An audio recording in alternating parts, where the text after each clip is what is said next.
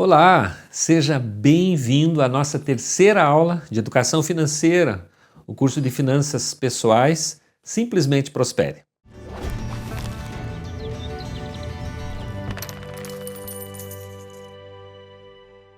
Na aula anterior, nós tivemos uma parte prática e eu acredito que vocês fizeram o balancete pessoal de ativos e passivos.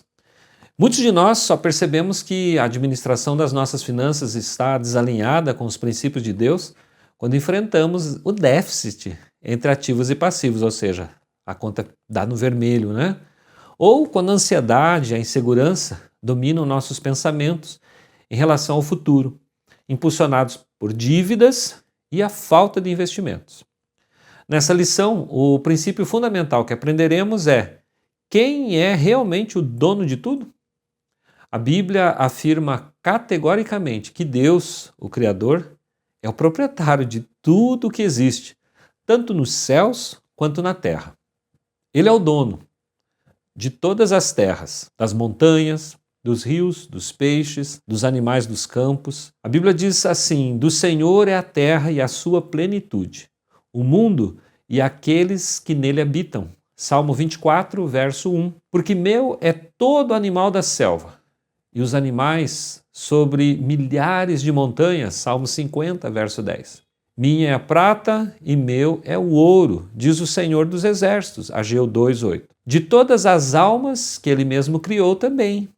Eis que todas as almas são minhas, como a alma do Pai, também a alma do Filho é minha.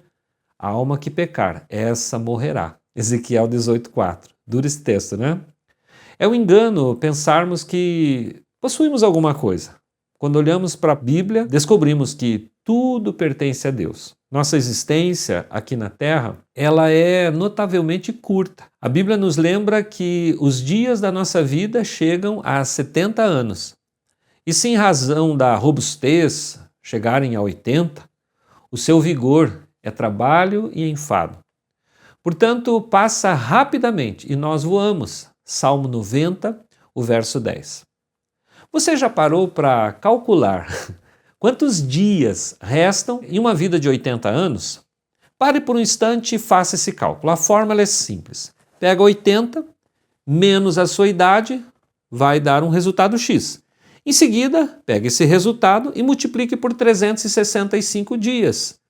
Dessa forma, você vai descobrir. Eu, por exemplo, tenho 57 anos de idade.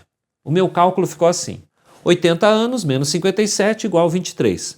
23 vezes 365, 8.395 dias. Isso. É isso que eu tenho ainda de vida até os 80. Isso não é para que você desanime, mas que você viva com propósito e objetividade em tudo que faz.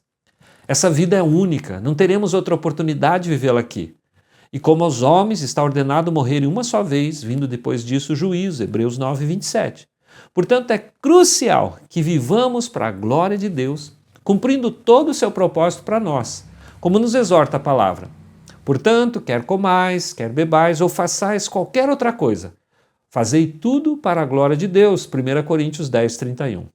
E porque somos feitura sua, criados em Cristo Jesus para as boas obras, as quais Deus de antemão preparou para que andássemos nelas, Efésios 2, 10. A Bíblia ainda nos revela que os teus olhos viram o meu corpo ainda informe, e no teu livro todas essas coisas foram escritas, as quais dia a dia foram formadas, quando nem ainda uma delas havia. Salmo 139, 16. Compreendemos assim que há um propósito e uma finalidade eterna para o nosso nascimento. Conforme o professor e filósofo Howard Thurman afirmou em uma palestra, há 2 dias importantes na vida de uma pessoa: o dia do seu nascimento e o dia que ela descobre a razão pela qual nasceu. Que essa perspectiva sobre a soberania de Deus e a preciosidade da vida te inspire a viver cada dia com maior intencionalidade e alinhamento com os propósitos divinos. Compreendemos que Deus é o Criador e é o proprietário de todas as coisas e que Ele nos formou com um propósito específico. Diante disso, fica evidente que somos mero administradores dos recursos e da vida aqui na Terra. Recebemos a incumbência de viver para Deus e não para satisfazer nossos próprios desejos. A Bíblia apresenta o homem como um mordomo ou administrador da criação de Deus, responsável por cuidar daquilo que lhe foi confiado. Vamos ver alguns textos bíblicos que fundamentam essa ideia. Gênesis 1, versículos 26 ao 28, é um dos textos mais fundamentais. Deus cria o ser humano à sua imagem e lhe dá domínio sobre toda a criação. Veja o que diz o texto. E disse Deus: façamos o homem à nossa imagem, conforme a nossa semelhança, e domine sobre os peixes do mar, e sobre as aves do céu, e sobre o gado, e sobre toda a terra, e sobre todo réptil que se move sobre a terra. E criou Deus o homem à sua imagem, a imagem de Deus o criou. Homem e mulher os criou. E Deus os abençoou e lhes disse: frutificai e multiplicai-vos, e enchei a terra e sujeitai-a, e dominai sobre os peixes do mar, sobre as aves do céu e sobre todo animal que se move sobre a terra. O termo domínio e sujeitai não implicam exploração irresponsável, mas sim uma responsabilidade de gerenciar, cultivar e cuidar da criação de Deus. O homem é colocado como o guardião da terra. Em Gênesis 2:15, esse versículo especifica a tarefa dada a Adão no jardim do Éden. Está escrito: e tomou o Senhor Deus o homem e o pôs no jardim do Éden para o lavrar e guardar. Lavrar é cultivar e guardar é proteger. Indicam claramente o papel de mordomia e cuidado com os recursos da terra. O Salmo 24, o verso 1, enfatiza a propriedade de Deus sobre tudo. Do Senhor é a terra e a sua plenitude, o mundo e aqueles que nele habitam. Lembra que eu citei já esse texto? Se a terra e tudo que nela existe pertencem a Deus, então nós, como habitantes, somos apenas administradores daquilo que é dele. 1 Coríntios 4, versículos 1 e 2, o apóstolo Paulo fala sobre os apóstolos como mordomos dos mistérios de Deus e estende o princípio da fidelidade, que os homens nos considerem, pois, como ministros de Cristo e mordomos dos mistérios de Deus. Ora, além disso, o que se requer dos mordomos é que cada um seja achado fiel, ou seja, na administração dos recursos dados por Deus. Embora o contexto seja sobre ministério espiritual, o princípio da mordomia e da fidelidade se aplica a todas as áreas da vida, incluindo os bens, o tempo, os talentos. Na primeira epístola de Pedro, capítulo 4, versículo 10, Pedro encoraja os cristãos a usarem seus dons para servir uns aos outros. Está escrito: cada um administre aos outros o dom como recebeu, como bons despenseiros da multiforme graça de Deus. Despenseiros é um outro termo para mordomo ou administrador. Esse versículo destaca que nossos dons e talentos são recebidos de Deus, que devem ser usados em benefício dos outros para a glória de Deus.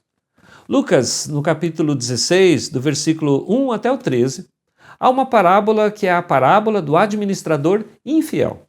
Embora a palavra seja complexa e não elogie a desonestidade, Jesus a usa para ensinar sobre a importância de usar os bens desse mundo com sabedoria, pensando no futuro eterno. Os versículos 10 a 12 são particularmente relevantes. Veja lá: quem é fiel no pouco, também é fiel no muito. E quem é injusto no pouco, também é injusto no muito. Pois nas riquezas injustas não fostes fiéis, quem vos confiará a verdadeira? Se no alheio não fostes fiéis, quem vos dará o que é vosso? Jesus deixa claro que o que possuímos na terra, ou seja, as riquezas injustas do alheio, não é realmente nosso, mas sim algo que nos foi confiado para que nós administremos. A fidelidade nessa administração é um teste para a nossa capacidade de lidar com as verdadeiras riquezas. Esses textos em conjunto, eles estabelecem o conceito bíblico de que os seres humanos não são donos absolutos das suas próprias vidas nem das posses, mas sim administradores daquilo que Deus, o Criador, lhes confiou. Tudo que geramos em termos de riqueza e recursos deve ter uma finalidade, portanto, que honre a Deus. A Bíblia nos ensina que Deus nos abençoará com prosperidade para que sejamos generosos. 2 Coríntios 9, versículo 8, na Almeida Corrigida e Fiel, na CF, está escrito assim: E Deus é poderoso para fazer abundar em vós toda a graça, a fim de que, tendo sempre, em tudo, toda suficiência, abundeis em toda boa obra. Esse versículo faz parte de uma sessão em que o apóstolo Paulo incentiva os cristãos de Corinto à generosidade na contribuição financeira para os irmãos necessitados em Jerusalém. No entanto, o princípio aqui vai muito além da simples doação de dinheiro, revelando a natureza abundante da provisão divina e o propósito dessa provisão. Vamos ver agora cada parte desse versículo. Primeiro, e Deus é poderoso para fazer abundar em vós toda graça.